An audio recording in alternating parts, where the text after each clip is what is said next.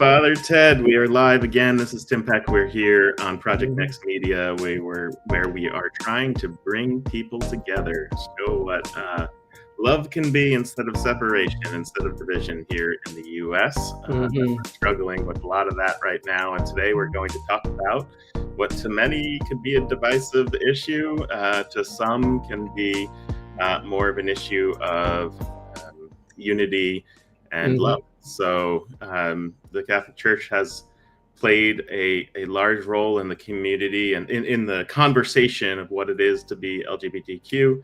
We're going to talk about that. We're going to talk about Chinese bishops and what the Catholic Church is doing about that. Some interesting dynamics there, but we're going to start with the White Sox. So a little bit about baseball, and I'm an enormous baseball fan.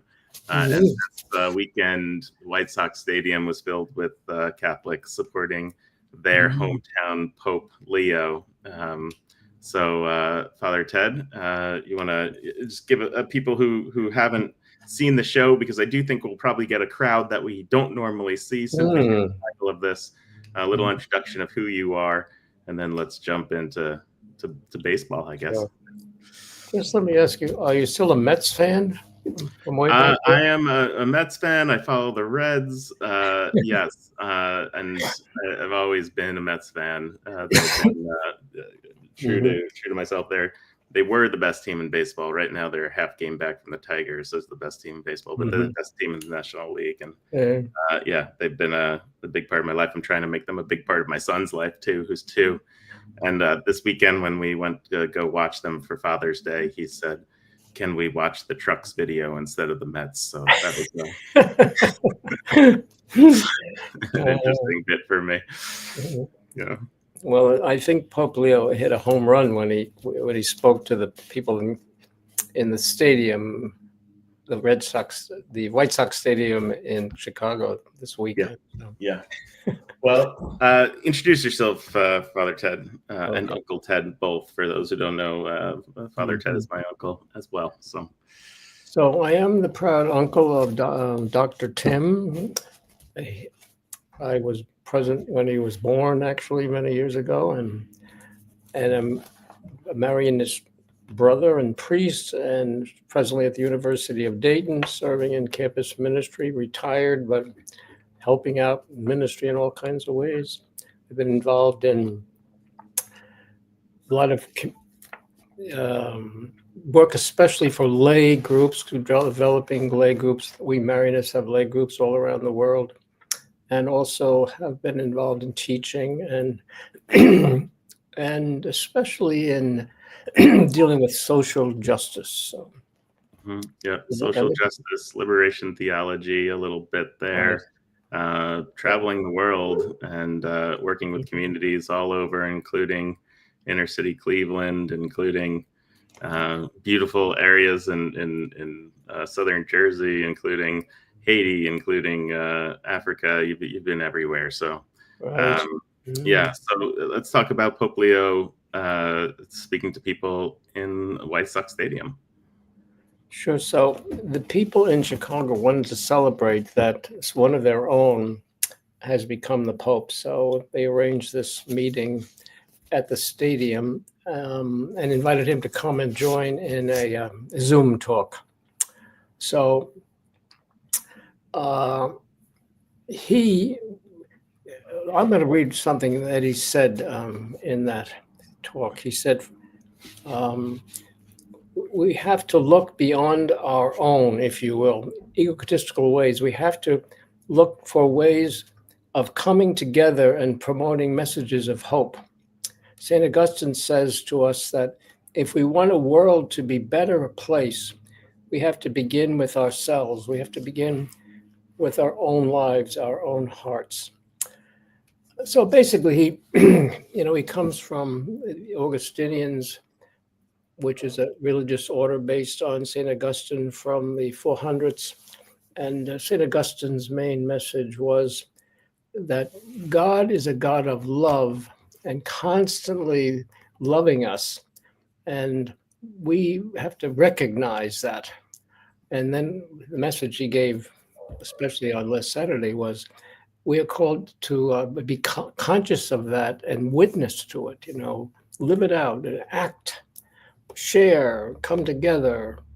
So that was his main message. That's constantly his message.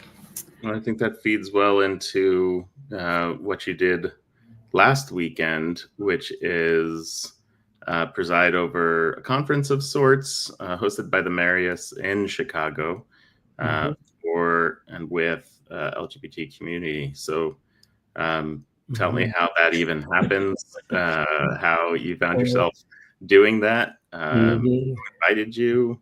How did it come about? Why did you say yes? What did you talk about? There's a lot there. My religious order has a group called the Marianist Social Justice Collaborative. And it's a group of people who volunteer and who have some people helping them out being paid. But and one of the groups that we work this is LGBTQ persons. So that's been going on for maybe 10 or 15 years. And this past weekend, there was a retreat for anybody that wanted to come. And we had about 35 people. We went to a beautiful retreat house in Chicago. I drove all the way with two others from Dayton to Chicago.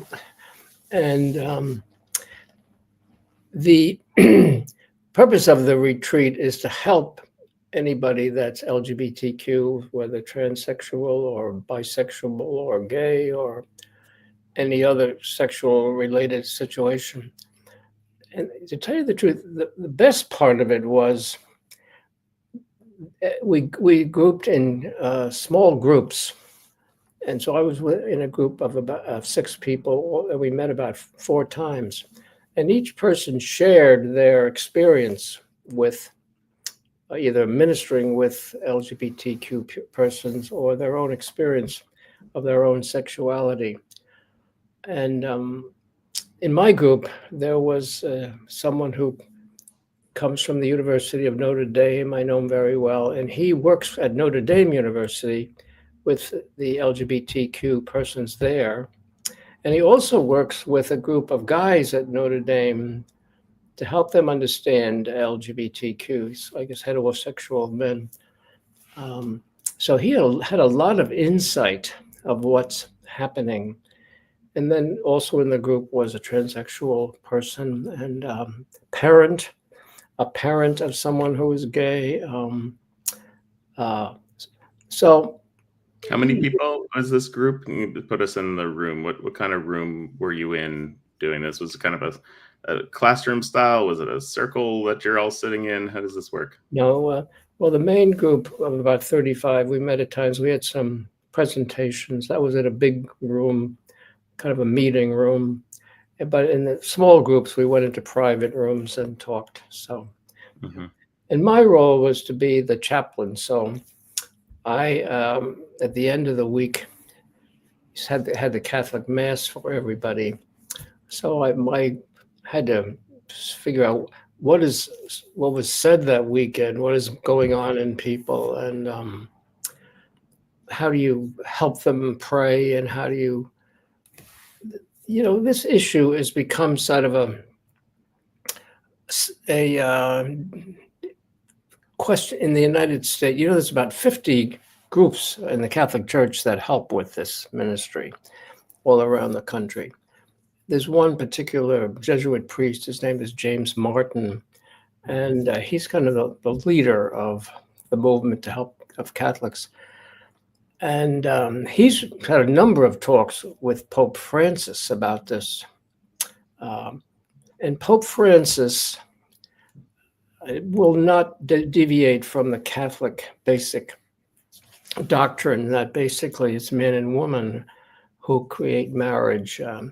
So that's a doctrine. That's a sort of a basis. But Pope Francis wanted to make sure that people are not mistreated, not that they're understood. So this Father Martin speaks a lot about this, and he encourages the ministry. So There's one gentleman I was with this week, and he thinks like 25% of the population has some sexual differences. And so it's not like a minor issue. But the difficulty is that people in that minority group are looked down upon and challenged and threatened in all kinds of ways. But the opposite has to happen. You have to be conscious of everybody and conscious of the goodness of people and what they're going through. And then the other thing is we have to understand the biology of what's going on. And that's much more than I understand. But people are born in different ways, and the organs are sometimes, the word I would use is mixed up. And sometimes operations are needed, and then you have all the psychological problems of people, and young people threatening each other and distancing from each other and challenging each other and all those evil things that happen. And then I've spoken to parents whose children want to be transgender, what do they want to change, and they're deathly afraid that if they have some sort of an operation, it might be too soon, and it's really psychological that they're going through, and not really actually a sexual change. And then you have others that claim they're going through some sort of a change that's really enhanced their life, So,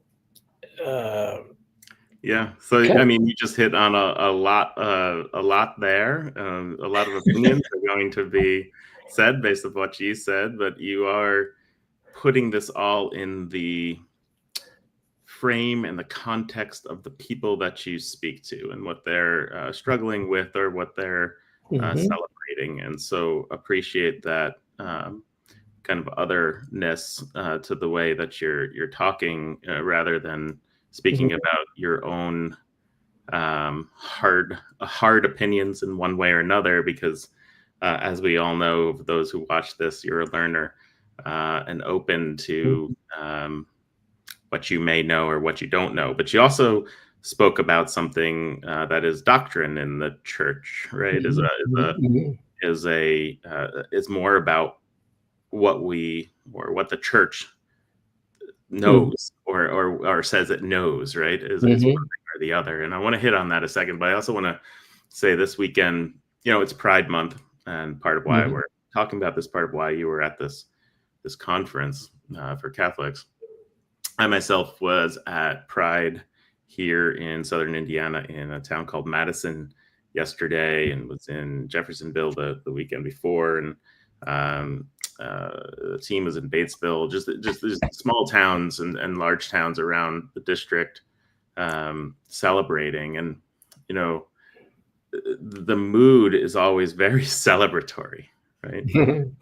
Very exciting, very happy to be there. But as someone who, and we've talked about this in terms of being a doctor, in terms of being a priest, people confide in you immediately, right? It's also, I also have that same experience being a political candidate, where people will tell you the deepest things that happen in their life. And so when I'm at these Pride festivals, I always have these experiences where people cry to me and they tell me their story right there in public, with people walking around and seeing. And these kind of experiences don't happen where people are this vulnerable in public in most places, but in Pride it just seems to happen all the time. There's just this acceptance of everyone there is proud, hence the name Pride, but everybody there is also had a shared experience of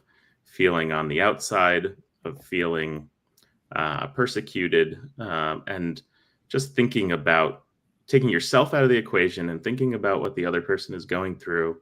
That must be hard. That must be so hard to do in this country. And the Catholic Church, as you talked about Pope Francis, and I'm not sure what Pope Leo has really said yet. I know he said a little, but it isn't necessarily said a whole thing. But Francis saying there's a doctrine, and let's talk about what that word, that marriage is between a man and a woman within the Catholic Church. Mm-hmm. Does that apply to the belief of the Catholic Church of what America, United States, has the right to do in terms of recognizing that marriage or not? Are those two things different? The Catholic idea of marriage and the Mm-hmm. more secular idea of marriage. I want to say basically, the Catholic Church had a very important, many of you would know, a very important council back in the 1960s, Vatican II. And one of the major doctrines or proclamations was that we're free. Human beings are free. So the church does not intend to dominate and tell people what to do. You're free. So that's kind of basic.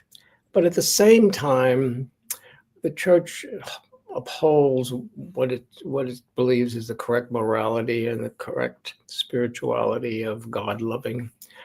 So, and this question is all you have to go to the professionals, the doctors or the psychologists or the scientists, and say, what is really going on in biology, the human person? And so the church is not going to deny change, that if it is basically seems evident that most human beings are created to be, in marriage, a man and a woman, but other things are going on. So we have to be open to that. What is going on? Just like Galileo, people didn't want to accept what he said, in the 15th century. And we have to be all open to say, is there a newness here? Right. We are free. We have to investigate that. So this is, a beautiful moment of exploration for the church and the people who are in it. I would like to help people understand, and myself, and I'll seek to understand and help me, how the organization of the church can have a doctrine and also the thought of we should evolve, right? I guess this relay the idea of what is a doctrine to the church, because there's this infallible type word that we hear of, if it's infallible, it's truth, it's only the truth, versus this evolution. They seem in contrast, and they can't exist together at the same time, or can they? And that's what I'm trying to seek to understand. Well, I think you and everybody else in history is trying to understand that reality. And a lot of it is personal. We have to say, we have to each find ourselves, who we are and what we believe. That's kind of a challenge. And to get back to Pope Leo, he talks about St. Augustine all the time, and St. Augustine said, we're not really, we really haven't found ourselves until we find the absolute love of God present. We live in the constant goodness of God in all kinds of ways, and we were conscious of that. So the doctrine, there's not very many infallible teachings of the Catholic Church, very few teachings of the infallible Church, because we recognize we're part of progress, scientific progress, and also you have a difficulty. The Catholic Church is like, more than 1 billion people all over the world, and in Africa, homosexual relations is a crime, So how people there are not at the same understanding of what's going on in the West. So you have to be careful how you speak about these things, that you guide people. So it's like a constant challenge. Yeah. So, you have a lot of different constituents of you, a lot of different people who believe different things, and how do you keep unity while still moving the organization forward. And I'm using that word organization very purposefully, right? Of the church being, as its manifestation here on earth, not and the organization that it is. There's politics involved, there's people involved, there's leadership involved, there's operations involved, there's a lot of things. And so a lot of people get frustrated with the pace of change in the church. But I think even for myself, when I get frustrated, that especially as a teen, I was very frustrated with that in the 20s. I've come to understand that, especially, having led organizations and whatnot, the change can only be as fast as people are ready to change. And you can push people, but sometimes that will break people away from you, and then you've lost them and lost the chance to bring them forward with you.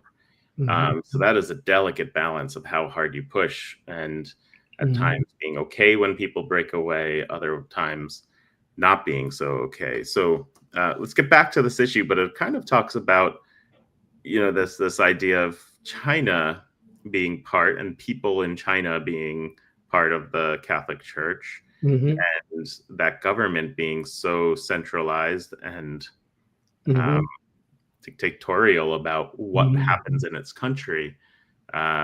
There's this idea of that the Chinese government wanted certain people to be bishops, whereas there was a faction of certain people in China wanted other people to be bishops. And so you had this, I don't know if you want to call it a schism or not, but you had these two different groups.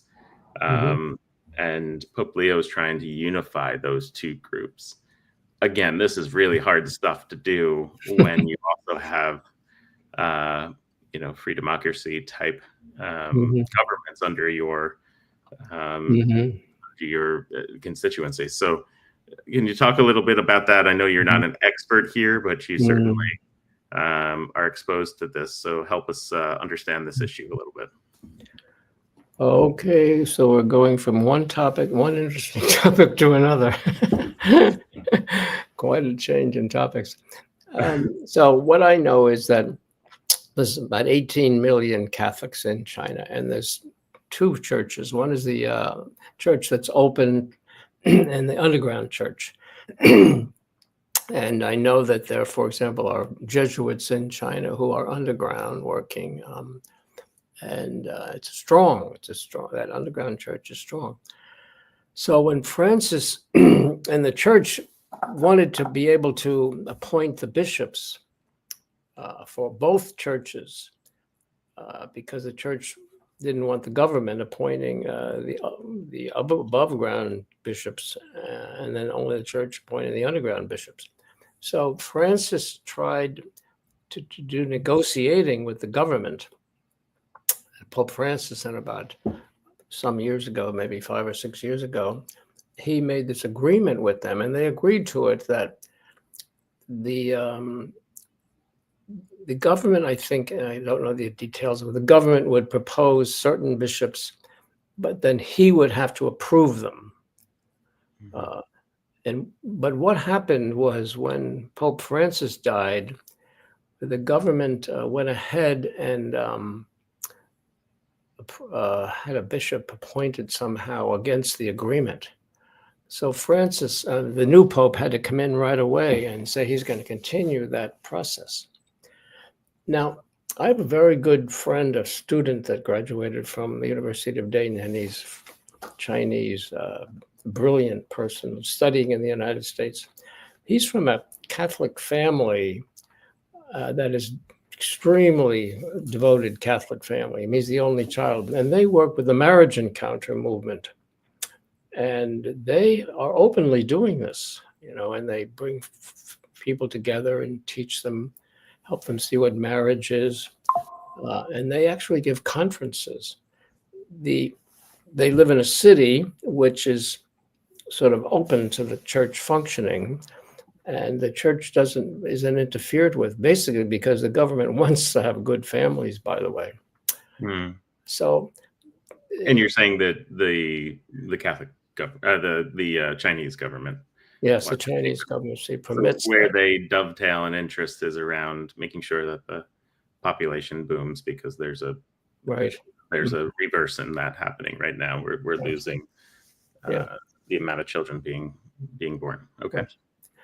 So there was one cardinal from Hong Kong who was definitely against what Pope Francis did.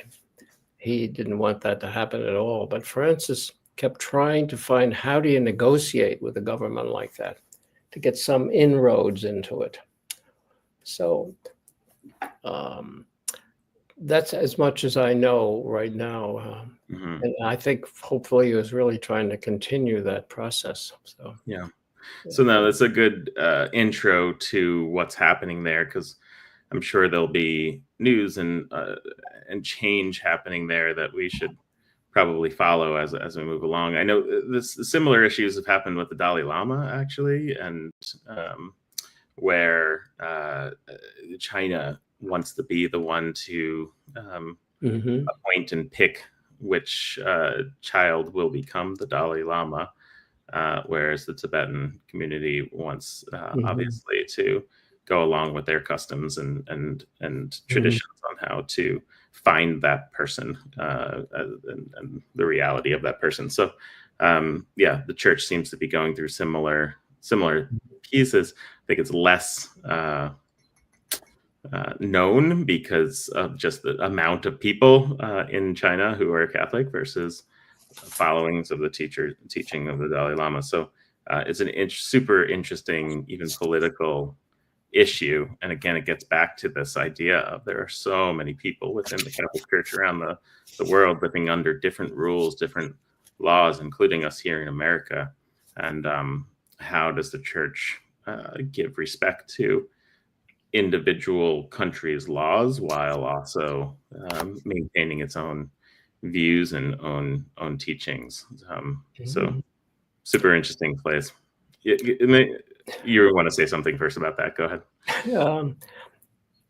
This Pope is very interesting, Pope Leo, and he constantly talks about coexistence. So he said in his homily on Pentecost Sunday, he said, baptism and confirmation united in Jesus' mission is making all things new to the kingdom of God, just as love enables us to sense the presence of a loved one. So tonight, this Feast of Pentecost, we celebrate the odor of the fragrance of Christ in our relationships.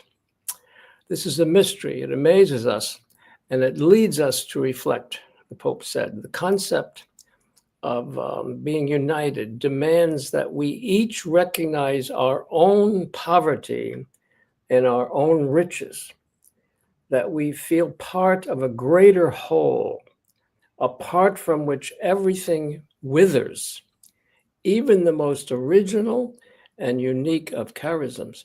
All creation exists solely in the form of coexistence, sometimes dangerous, yet always interconnected. The Pope, citing the late Pope Francis' encyclical Laudato Si, said, and what we call history only takes place in coexistence, living together, however contentiously, but always together. So he is trying to help us, and all of us, recognize the goodness of others, and that we work together. So if you have control systems like the Chinese government has, or even in our government now, if it's becoming a control system, it's destroying that coexistence. And when you're coexisting, you grow enormously. When you're controlled, there's always, because people feel a resistance inside of them. They hate to be controlled. They don't have to be controlled. So underneath all of this is a freedom that we are called to have. And the freedom is really from who God is, and what Christ showed us to be. So you take all these issues like sexuality. Well, let us really be open in kindness and find out what's going on, you know. But that we all have this tendency to say, well, my opinion is right, you know, and then we go to the shadow side of ourselves, you know, the side that I want to control and dominate and be angry from. And then that builds and builds and builds, and it's destructive. So anyway, it's kind of the big picture that I keep thinking of. Now, in your homily this weekend, you spoke about the Trail of Tears and relocation of American Indians from the southeast to the west, or at least to the Midwest and Oklahoma, etc. So that that time of life where people were being very controlled, and still a time of slavery where people were being controlled, and then kind of led to this feeling of control by many, which led to a movement that led to the Whigs, led to Abraham Lincoln eventually, only, 35, 40 years later, and then led to an explosion of those emotions, of those feelings around actual civil war, and then resolution of that, and compared that a little bit to how people today are feeling controlled or feeling confused, oppressed, whatever it might be. Do you want to touch on that again? A hard subject to speak about, and thank you for being so brave to do so. So what I tried to say in that homily was we have to be witnesses. We have to. Pope Paul VI, he was the Pope in the beginning of the 1960s, and he said, "Today, modern people will only listen to a teacher if a teacher is a witness. So you'll only really follow someone who's talking if they're witnessing it, if they're living it out." And we all have to be witnesses. You know, we have to figure out am I really living out what I truly believe? So we live in a situation, we all heard the word social justice. And social justice is that we live together in justice. And together in justice means to say we listen to each other, we work things out together, and you look for the common good. And that happens when everybody is listening to each other and then acting and being involved in expressing what they really believe. So our country has gone through all these stages, from a very beginning. There's been one power structure and then another power structure and another power structure. A good power structure was like when, after the Roosevelt sort of democratic positions were held, and then we had Eisenhower, was a change. You go through that. But this question of Jackson, when he was the president, he was like a dictator and tried to control things. And a lot of people followed him. They elected him, and that's how he moved the Native Americans to the west, the Trail of Tears. And then the Whig movement came along, and people began to realize they didn't want to live under that system. They needed a more moderate system. And so it developed. Mm-hmm. And you change those movements and systems by people actually getting involved and working together, so that you develop and you don't let the control system, like it's happening all over the world. And that is based on what Pope Leo was saying there, on everybody recognizing their own goodness and sharing it. It's kind of a general statement, but that's what I was trying to say. Yeah, good stuff. So this idea, let me just say, this idea you've spoken about coexistence this idea of learning and evolving of who we are comes through coexistence, that the church is open to and is always going to listen to science and Hmm. make that progress, that the pace of that progress might be or is slower in the church than in some other places, than here in the United States and the system that we have often. But also the church can be faster than some other places, such as Hmm. we have illegality in being LGBTQ in Africa, for example, and it's kind of pacing. It's creating this pace that is a amalgam, is a combination of all these different places that are under its um, that is under its Hmm. ability, that are under its, I don't want to use the word rule, what am I looking for, Hmm. influence. And so yeah, Influence. influence, Yeah. and that includes China, where you have people who are having an underground church Hmm. openly, right? It's a known underground church with a public church, both within the Catholic community, Hmm. coexisting there as well. And that underground piece has a lot to do with the Jesuits. You mentioned the Jesuits. I want to do one more piece of history, and then we'll move on and kind of go to the end of today, because we hit some really thorny subjects today. And so, thank you Hmm. again for the bravery of doing it. But you spoke about the Jesuits having, being part of that underground movement Hmm. in China.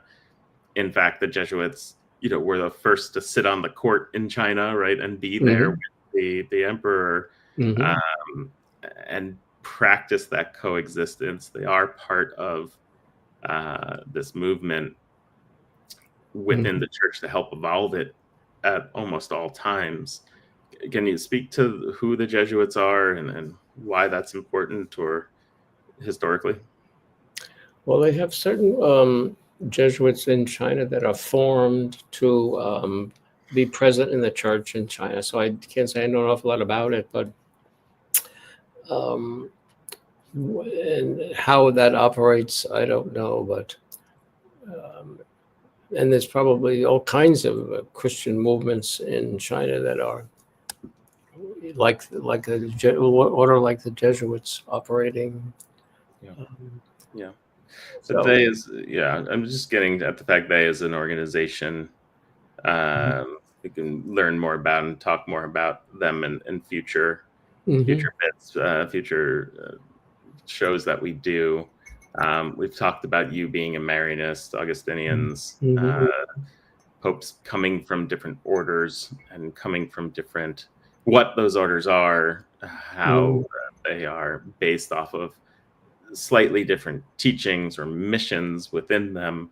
I think it just gets to this idea that the church is an amalgam. It is a group of so many different types of views at Hmm. once. Hmm. And the Pope has a tough job, but a privileged job of bringing those people together, whether they're people Hmm. that are living within different orders or people who are living in different countries under different governments, Hmm. at different stages of understanding, people who live within all sorts of different groups. And it is constantly evolving, and it evolves at the pace of Hmm. incorporating all those different views at once. There's what is known as in the church a charism. Charism. A charism is if a particular group gets together and they have a certain way of living Christianity, like the Franciscans have the charism of poverty. And that means to say they want to live what it means to be poor as Christians. And so you have all kinds of formation for the priests and the brothers who are Franciscan, or the lay people that are Franciscan, organizations, and they meet frequently and they pray together and they study together and they have schools or programs of how to practice Christianity that way. And it's based on recognizing that you're poor and that everything comes from God. It doesn't mean you're living Yeah. without having enough to eat, or but you let that power of God operate primarily, and so that charism has just spread all over the world. And you spoke about this charism within the United States around the LGBTQ community. There are about 50 groups within the Catholic Church, within America, Right. within the United States of America, that address this issue. They address the needs of this community, address the idea of exploration and learning on behalf of the church. We also have spoken in earlier episodes around the synod, around this idea of how the church has asked all of its bishops to learn from their Mhm. lay people. This Mhm. learning experience is happening in the church, which I love shedding light on for those who might not be aware of it. How did the Marianist community decide to be part of this learning process when it comes to LGBTQ people?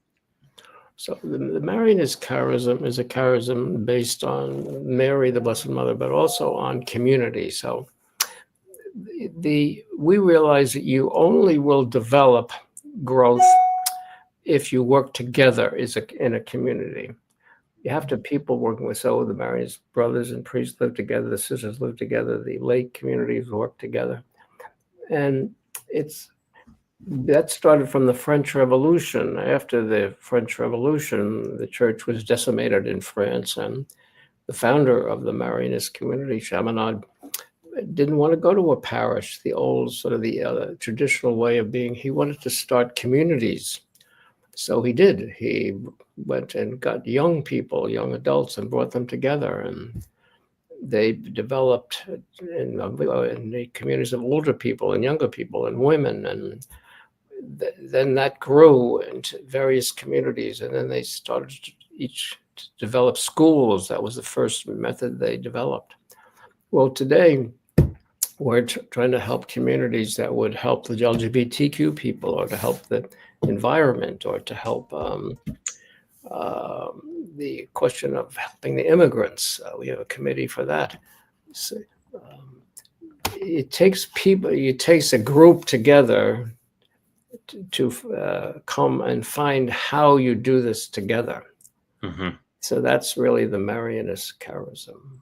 And Mary is the one, because she was like open totally to what Christ, her son, her openness. She didn't have any, control systems, or she was just so close to Christ she could live that way. And we're all called to live that way. How can we really be open and not egotistical in our thinking? It's like an aim we all have, like Mary had. All right.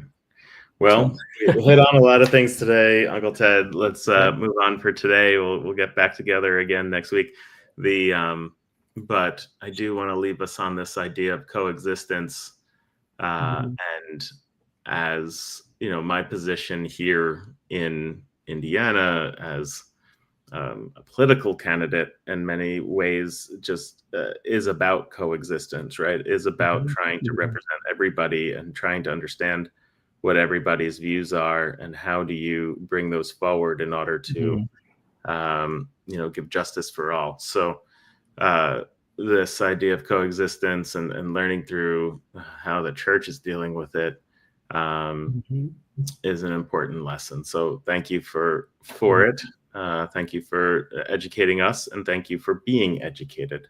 I think that shows a lot, that you would go and just expose yourself to such a hard topics, and go right toward the belly of the hard topics instead of running from them.